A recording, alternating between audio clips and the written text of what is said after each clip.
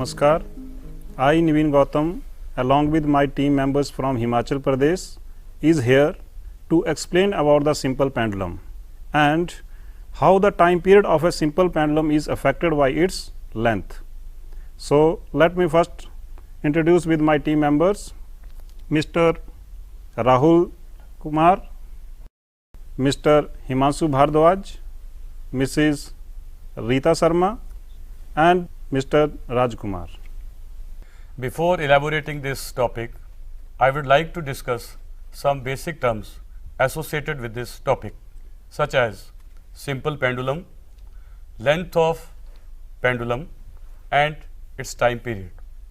Simple pendulum is a heavy point mass which is suspended by a weightless, inextensible and flexible string tied to a rigid support, and it is free to oscillate about its mean position.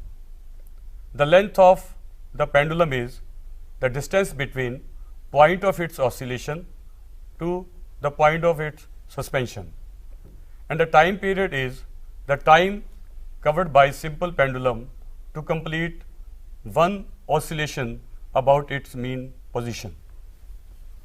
The expression for the time period of the simple pendulum is T is equal to 2 pi into square root L upon G, where T stands for the time period of the simple pendulum, L stands for the length of the simple pendulum, and G stands for the acceleration due to gravity. From this expression, we find that the time period of the simple pendulum depends directly on the square root of the length of the simple pendulum and inversely depends upon the square root of the acceleration due to gravity at that particular point. So, now we shall understand the dependence of the time period of a simple pendulum on its length with the help of a simulation.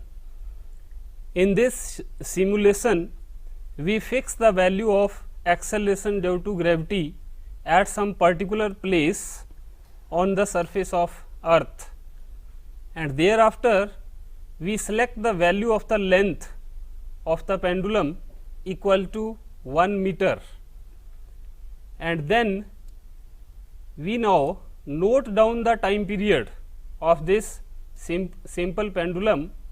So, if we do that, then what we observe from this simulation, that its time period comes out to be equal to 2.040 second.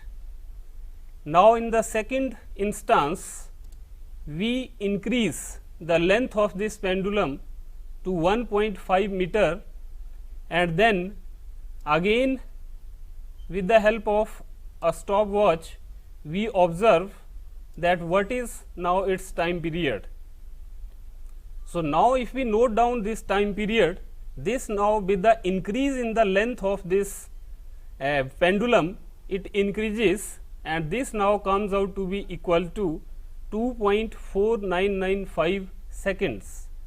And now finally, if we increase this length and we select it at 2 meters, and then again if we note down the time period of this pendulum, then this now comes out to be equal to 2.8862 second. So, again we find that the length of this pendulum, as we increase this length, then again the time period increases. So, let us conclude now. We have observed that the time period of the pendulum depends directly upon the length of the pendulum. As we increase the length of the pendulum, the time period also increases.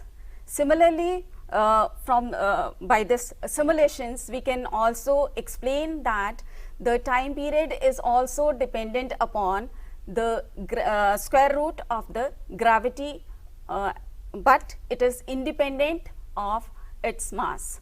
That's all. Thank you.